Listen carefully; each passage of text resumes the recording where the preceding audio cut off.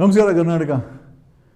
Davanagere by ಎಲೆಕ್ಷನ್ಸಲ್ಲಿ ವಂಶ ಪಾರಂಪರ್ಯವನ್ನು ನಾನು ವಿರೋಧ ಮಾಡ್ತೀನಿ, ನಮ್ಮ ಸಾಮಾನ್ಯ ಜನರ ಸಮುದಾಯಕ್ಕೆ ನ್ಯಾಯನ ಕೊಡ್ತೀನಿ ಅಂತ ಬಂದಂಥ ಸಾದಿಕ್ ಪೈಲ್ವಾನ್ ಜಗ್ಗಲ ಬಗ್ಗಲ ತಗ್ಗಲ, ನಾನೇ ಸ್ಪೈಡರ್ ಮ್ಯಾನು, ನಾನೇ ಸೂಪರ್ ಮ್ಯಾನು, ನಾನೇ ಎಲ್ಲ ಮ್ಯಾನು, ನನಗೆ ಬೆಲೆನೇ ಕಟ್ಟೋಕ್ಕಾಗಲ್ಲ, ನಾನು ಯಾರಿಗೂ ಬಗ್ಗಲ ಜಗ್ಗಲ ಅಂತ ಹೇಳ್ಕೊಂಡು ಡೈಲಾಗ್ಗಳನ್ನ ಹೊಡ್ಕೊಂಡು ನಮ್ಮ ಜನಸಾಮಾನ್ಯರ ಗುಂಪನ್ನು ತನ್ನ ಪಕ್ಕ ಸೆಳ್ಕೊಂಡು ಕೊನೆಯಲ್ಲಿ ಇದ್ದಕ್ಕಿದ್ದಂಗೆ ದಾವಣಗೆರೆಗೆ ಹೋಗಿ ಅಲ್ಲಿಂದ ಸಿ ಎಮ್ ಹತ್ರ ಕರ್ಕೊಂಬಂದು ಡಿ ಸಿ ಎಮ್ ಹತ್ರ ಕರ್ಕೊಂಬಂದು ನ್ಯೂಟ್ಲು ಮಾಡಿ ಮೈಕ್ ಇಟ್ಟರೆ ಈ ವ್ಯಕ್ತಿ ಮಾತಾಡ್ತಾ ಇರೋವಂಥ ಮಾತನ್ನು ಕೇಳ್ಬಿಟ್ರೆ ಎಲ್ಲಿ ಕಲಿತೆ ಸಾದಿಕ್ ಪೈಲ್ವಾನ್ ಇದನ್ನೆಲ್ಲ ನಮಗೆ ಒಂದು ಅರ್ಥ ಆಗಲ್ಲ. ಗುಬ್ಬಿ ವೀರಣ್ಣನ ನಾಟಕ ಕಂಪನಿನಲ್ಲಿ ಒಂದು ಸೀಸನ್ಡ್ ಐ ಥಿಂಕ್ ಒಬ್ಬ ನಟನಿಗಿಂತ ಹೆಚ್ಚಾಗಿ ನಾಟಕ ಮಾಡಿದಂಥ ಕೀರ್ತಿ ಈ ಒಂದು ದಾವಣಗೆರೆಯ ಕಾಂಗ್ರೆಸ್ ಬಂಡಾಯ ಅಭ್ಯರ್ಥಿ ಈ ಹೊಡ್ಕೊಲ್ಲ ಸಾದಿಕ್ ಪೈಲ್ವಾನ್ ಒಂದು ಸಮಯದಲ್ಲಿ ಟಿಪ್ಪು ಸುಲ್ತಾನ್ ಆಡಳಿತದಲ್ಲಿ ಮೀರ್ ಸಾದಿಕ್ ಅಂತ ನಾವೆಲ್ಲ ಕೇಳ್ಬಿಟ್ಟಿದ್ವಿ. ಆ ಮೀರ್ ಸಾದಿಕ್ ಬಗ್ಗೆ ನೀವೆಲ್ಲ ಓದಿರ್ತೀರ, ಆ ಮೀರ್ ಸಾದಿಕ್ ಬಿಟ್ಟಾಕಿ. ಬಟ್ ಇವತ್ತು ಜನರಿಗೆ ಅದು ಏನೇನು ಡೈಲಾಗ್ ಹೊಡೆದೆ ಗುರು, ನಿನ್ನ ಡೈಲಾಗು, ಆಮೇಲೆ ಕೇಸುಗಳು ಹಾಕ್ಬಿಡ್ತೀನಿ, ನಾನು ಯಾವುದು ಕಾಂಪ್ರಮೈಸ್ ಇಲ್ಲ. ಈಗ ನೋಡಿದ್ರೆ ಸಿದ್ದರಾಮಯ್ಯ ಅಪ್ಪ ಅಂತೆ, ಡಿ ಕೆ ಶಿವಕುಮಾರ್ ಕಾಕ ಅಂತೆ, ನಿನ್ನ ವಯಸ್ಸು ಎಷ್ಟಂತೆ ನಾವು ಗೊತ್ತಿಲ್ಲ ಗುರು, ಬಟ್ ಈ ಡೈಲಾಗೆಲ್ಲ ಎಲ್ಲಿ ಕಲ್ತ್ಕೊಂಡೆ ಗುರು.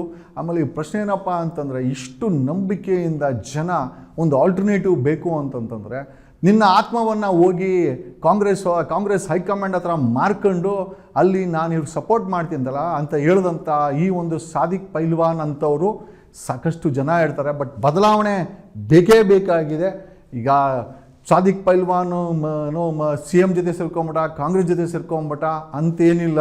ಒಬ್ಬ ಸಾದಿಕ್ಕಿಂದ ಏನು ಆಗಲ್ವೋ ಅದನ್ನು ಸಾಮಾನ್ಯ ಜನ ಮಾಡಿ ತೋರಿಸ್ಬೇಕಾದಂಥ ಪರಿಸ್ಥಿತಿ ಇದೆ. ಬಟ್ ಒಂದಂತೂ ನಿಜ, ಇಂಥ ಸಾದಿಕ್ ಪೈಲ್ವಾನ ಹೆಸರಿಗಷ್ಟೇ ಇವನು ಪೈಲ್ವಾನ, ಹೆಸರಿಗಷ್ಟೇ ಸಾದಿಕ್ಕು. ಬಟ್ ನಿಜವಾಗ್ಲೂ ಇಂಥ ವ್ಯಕ್ತಿಗಳು ಒಂದು ರೀತಿಯ ಗುಲಾಮಗಿರಿಯ ಸಂಕೇತ ಅಂತ ಹೇಳ್ತಾ ತಾವು ಗುಲಾಮಗಿರಿಗೆ ಹೋದಾಗಲ್ದಿರ ಜನರನ್ನ ರೊಚ್ಚಿಗೆ ಬಿರಿಸಿ, ತಮ್ಮ ಫಾಲೋವರ್ಸನ್ನು ರೊಚ್ಚಿಗೆ ಬಿರಿಸಿ ಅವರನ್ನೂ ಸಹ ಐ ಥಿಂಕ್ ಎಲ್ಲೋ ಒಂದು ಕಡೆ ಮೂಲೆ ಗುಂಪು ಮಾಡೋವಂಥ ಇಂಥ ವ್ಯಕ್ತಿಗಳ ಬಗ್ಗೆ ಎಚ್ಚರಿಕೆ ಇರಲಿ ಅಂತ ಹೇಳ್ತಾ the game is not over. Congress ಅಂತೂ ಒಂದು ಸ್ಪಷ್ಟವಾಗಿ ಹೇಳಿದೆ, ನಾವು ವಂಶ ಪಾರಂಪರ್ಯವಾಗಿ ಕ್ಯಾಂಡಿಡೇಟ್ಗಳನ್ನ ಹಾಕ್ತೀವಿ, ನೀವು ಆಪ್ಷನ್ನೇ ಕೊಡಲ್ಲ, ಅದಕ್ಕೆ ಪಕ್ಕದಲ್ಲಿ ಒಂದು ಕೋಮುವಾದ ಅಂತ ಹೇಳ್ತೀವಿ. ನಮಗೆ ಕೋಮುವಾದನೋ ಇನ್ನೊಂದು ವಾದನೋ, ಮೂರು ಪಕ್ಷದಲ್ಲಿ ಇರೋದು ಒಂದೇ ವಾದ, ಕುಟುಂಬಕ್ಕೆ ಕೊಟ್ಕೊಂಡು ನೀವು ಗೆಲ್ಲಿಸ್ಕೊಂಬರ್ತಾ ಇದ್ದೀರಾ. The Congress is very clear, ನಾವು ವಂಶ ಪಾರಂಪರ್ಯವಾಗಿರೋರಿಗೆ ನಾವು ದುಡ್ಡು ಕೊಡೋದು, ಆಮೇಲೆ ಡೆಫಿನೆಟ್ಲಿ ಹಣವಂತರಿಗೆ ಸ್ಥಿತಿವಂತರಿಗೆ ನಾವು ಟಿಕೆಟ್ ಕೊಡೋದು ಅಂತ. ಹಂಗಾರೆ ಸಾಮಾನ್ಯ ಜನರ ರೆಪ್ರೆಸೆಂಟೇಷನ್ ಮಾಡೋಕ್ಕೆ ಇಂಥ ವಂಶ ಪಾರಂಪರ್ಯವಾದಂಥ ಆಡಳಿತ ಬೇಕಾ? ಇಂಥ ವ್ಯಕ್ತಿಗಳನ್ನು, ಇಂಥ ವಂಶ ಪಾರಂಪರ್ಯ ಆಡಳಿತವನ್ನು ಕೊನೆಗಳಿಸಬೇಕು, ಕರ್ನಾಟಕವನ್ನು ಬಲಿಷ್ಠಗೊಳಿಸಬೇಕು, ಸಾಮಾನ್ಯ ಜನ ನಗಬೇಕು. ಇಂಥವ್ರನ್ನ 224 ಈ ವಂಶ ಪಾರಂಪರ್ಯವಾಗಿರುವಂಥ 99% ಇವರೆಲ್ಲ ವಂಶ ಪಾರಂಪರ್ಯ ಗಿರಾಕಿಗಳು. ನೋಡೋಣ, ದಾವಣಗೆರೆ ಜನ ಮನಸ್ಸು ಮಾಡಿದ್ರೆ ಈ ವಂಶ ಪಾರಂಪರೆಗೆ ಒಂದು ಬುದ್ಧಿಯನ್ನು ಕಲಿಸ್ತಾರೆ ಅಂತ ಹೇಳುತ್ತಾ ಸಾದಿಕ್ ಪೈಲ್ವಾನ್ ಎಲ್ಲೋಯ್ತು ನಿಮ್ಮ ಜೋಶು?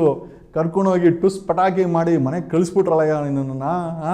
ನೀನು ಹೊಡೆದ ಡೈಲಾಗನ್ನು ನೋಡ್ಕೊಂಡು ನಾವು ಬೆಂಗಳೂರಲ್ಲಿ ಶೇಕ್ ಆಗ್ಬಿಟ್ವಿ. ಏನೋ ಬಿಡಪ್ಪ, ದಾವಣಗೆರೆಯಲ್ಲಿ ಒಂದು ಯಾವುದೋ ಗಂಡು ಮೆಟ್ಟಿದ ನಾಡಲು ಯಾರೋ ಒಬ್ಬ ಧ್ವನಿ ಎತ್ತೋನು ಬಂದವನೇ ಅಂತ. ಹಂಗೇ 3 ದಿವಸಕ್ಕೆ ವಿಧಾನಸೌಧಕ್ಕೆ ಹಿಂಗೆ ಹೋಗಿ ಸಿದ್ದರಾಮಯ್ಯನ ಅಪ್ಪ ಮಾಡಿಕೊಂಡು ಡಿ ಕೆ ಶಿವಕುಮಾರ್ನ ಕಾಕಾ ಮಾಡಿಕೊಂಡು ನಮಗೆಲ್ಲ ಟಾಟಾ ಮಾಡಿಕೊಂಡು ಮುಗಿಸ್ಬಿಟ್ಟೆ ಗುರು ಕತೆ. ನಿನ್ನ ಪಾದದ ಜೆರಾಕ್ಸನ್ನ ಒಂದು ಹೆಂಗನ ಆಗಲಿ ಬೆಂಗಳೂರು ಕಳಿಸಿರೋ ಒಂದು ನಮಸ್ಕಾರ ಹಾಕ್ಕೊಬೇಕು. ನಿನ್ನಂತವನಿಂದ ನಿಜವಾಗ್ಲೂ ಕರ್ನಾಟಕ ಉದ್ಧಾರ ಆಗತ್ತಾ? ಈ ಒಂದು ಕುಟುಂಬ ರಾಜಕಾರಣ ಕೊನೆ ಆಗುತ್ತಾ ಅಂತ ಹೇಳ್ತಾ. But what ever it is set and done, the game is not over. ಸಾಮಾನ್ಯ ಜನರು ನಮ್ಮಂಥವ್ರು ಖಂಡಿತವಾಗಿ ವಂಶ ಪಾರಂಪರ್ಯ ಆಡಳಿತವನ್ನು ವಿರೋಧಿಸ್ತಾನೆ ಇರ್ತೀವಿ, ಬದಲಾಯಿಸ್ತೀವಿ. ನಾವು ಬರೀ ವಿರೋಧಿಸಲ್ಲ, ಬದಲಾಯಿಸ್ತೀವಿ. ರಾಜಕೀಯವನ್ನು ಬದಲಾಯಿಸೋಕ್ಕೋಸ್ಕರ 224 MLAಗಳನ್ನು ನಾವು ಆಯ್ಕೆ ಮಾಡೋದು, ನಮ್ಮ ತೆರಿಗೆಯಿಂದ ಈ ಸರ್ಕಾರಗಳು ನಡೆಯೋದು. ಆದರೂ ಕೂಡ ಚಳ್ಳೆ ಹಣ್ಣನ್ನು ತಿನ್ನಿಸ್ಬಿಟ್ಟಲ್ಲ ಪೈಲ್ವಾನ್, ನಿನ್ನ ನಂಬ್ಕೊಂಬಂದವ್ರ ಗತಿ ಏನಾಗಬೇಕು? ನಿನಗೇನೋ ಅವ್ರು ಕೊಡ್ತಾರೆ ಅಂತ ಆಮಿಷ, ನೀವು ಜಗ್ಗಲ ಬಗ್ಗಲ ತಗ್ಗಲ ಈ ಡೈಲಾಗ್ಗಳೆಲ್ಲ ಹೊಡೆದು ನಮ್ಮನ್ನೆಲ್ಲ ದಿಕ್ಕು ತಪ್ಪಿಸಿ ನೀನು ಬಂಡಾಯ ಹೇಳು ಅಂತ ನಾವು ಯಾರೂ ಹೇಳಿಲ್ಲ. ನೀನಾಗಿ ನೀನೇ ಬಂಡಾಯ ಎದ್ದಿದ್ದು, ನೀನಾಗಿ ನೀನೇ ಬದಲಾವಣೆ ಅಂದಿದ್ದು, ನೀನಾಗಿ ನೀನೇ ವಂಶ ಪರಂಪರೆ ಆಡಳಿತ ಕೊನೆ ಆಗಬೇಕು ಅಂದಿದ್ದು, ಕೊನೆಗೆ ಹೋಗಿ ಅವ್ರ ಕಾಲಕ್ಕೆ ಬಿದ್ದು ಅಪ್ಪ ಕಾಕ ಅಂತೇಳಿ ಎಲ್ಲರಿಗೂ ನೀನು ಚಳ್ಳೆ ಹಣ್ಣು ತಿನ್ನಿಸಿದ್ದು. ಇಂಥ ವ್ಯಕ್ತಿಗಳ ಬಗ್ಗೆ ಎಚ್ಚರಿಕೆ ಇರಲಿ ಅಂತ ಈ ಮೂಲಕ ಹೇಳುತ್ತಾ, ಕಾಂಗ್ರೆಸ್ ಇವತ್ತಿನ ಸ್ಪಷ್ಟ ನಿರ್ಧಾರ ಏನು ಅಂತಂದರೆ ವಂಶ ಪರಂಪರೆ ಆಡಳಿತ ಅಂತ. ಖಂಡಿತವಾಗಿ ಜನ ಇದಕ್ಕೆ ಉತ್ತರ ಕೊಡ್ತಾರೆ, ಬುದ್ಧಿ ಕಲಿಸ್ತಾರೆ. ನಮಗೆ ಅನಿಸಿರೋ ಪ್ರಕಾರ ಖಂಡಿತವಾಗಿ ಸೋಲಿಸ್ತಾರೆ. ಅದು ಎಸ್ ಕುಟುಂಬ, ಶಾಮ್ನವ್ರ ಶಿವಶಂಕರಪ್ಪನವ್ರ ಕುಟುಂಬ ಆಗಿರ್ಬೋದು, ಅಥವಾ ಮೇಟಿ ಅಂತೂ ಫುಲ್ ಫೇಮಸ್ಸು, ನಿಮಗೆಲ್ಲ ಗೊತ್ತಿರಬೇಕಲ್ಲ. ಮೇಟಿ ಈಸ್ ನೋನ್ ಫೇಮಸ್ ಫಿಗರ್.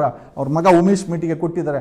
ಎರಡೂ ಕಡೆ ಕುಟುಂಬ ರಾಜಕಾರಣವನ್ನು ಜೀವಂತವಾಗಿಡಲು ಕಾಂಗ್ರೆಸ್ ಮತ್ತು ಕಾಂಗ್ರೆಸ್ ಹೈಕಮಾಂಡ್, ಕಾಂಗ್ರೆಸ್ ನಾಯಕರು ಪಣ ತೊಟ್ಟಿದ್ದಾರೆ. ಜೊತೆಯಲ್ಲಿ ದಾವಣಗೆರೆಗೆ ಚಿಕ್ಕಬಳ್ಳಾಪುರದಿಂದ ದ ಸ್ಪೀಕಿಂಗ್ ಮ್ಯಾನ್ ಈ ವ್ಯಕ್ತಿಯನ್ನು ಪ್ರದೀಪ್ ಈಶ್ವರ್ನ ಕರ್ಕೊಂಡೋಗಿ ಬಿಟ್ಟಿದ್ದಾರೆ. ಇದರಿಂದ ಯಾವುದೇ ರೀತಿಯ ಬದಲಾವಣೆ ಆಗಲ್ಲ, ಟೈಮ್ ಪಾಸ್ ಆಗ್ಬೋದು. ನನಗನ್ಸಿದ್ದೇನು ಅಂತಂದರೆ ಪ್ರದೀಪ್ ಈಶ್ವರ್ಗೆ ಒಂದು ಟೈಮ್ ಪಾಸ್ ಮಾಡೋವಂಥ ಹವ್ಯಾಸ. ಯಾಕಂದರೆ ಸಮಸ್ಯೆ ಯಾರ ಕೈಯಲ್ಲಿ ಬದಲಾವಣೆ ಆಗೋಕ್ಕಾಗಲ್ಲೋ. ಯಾಕಂದರೆ ಎಮ್ ಎಲ್ ಎ ಆಗೋಕ್ಕೆ ಮುಂಚೆ ಅದನ್ನು ಬದಲಾಯಿಸಿ ಇದನ್ನು ಬದಲಾಯಿಸಿ ನನಗೆ ಗೊತ್ತಿಲ್ಲ ಚಿಕ್ಕಬಳ್ಳಾಪುರದಲ್ಲಿ ಏನು ಬದಲಾವಣೆ ಆಗಿದೆ ಅಂತ. ಇವತ್ತು ಬೆಂಗಳೂರು ಸೇರಿ ಕೋಲಾರ ಮತ್ತು ಚಿಕ್ಕಬಳ್ಳಾಪುರದಲ್ಲಿ ವಿಷದ ತರಕಾರಿಗಳು ಬರ್ತಾ ಇದೆ, ವಿಷದ ನೀರನ್ನು ಜನ ಕೊಡ್ತಾ ಇದ್ದಾರೆ.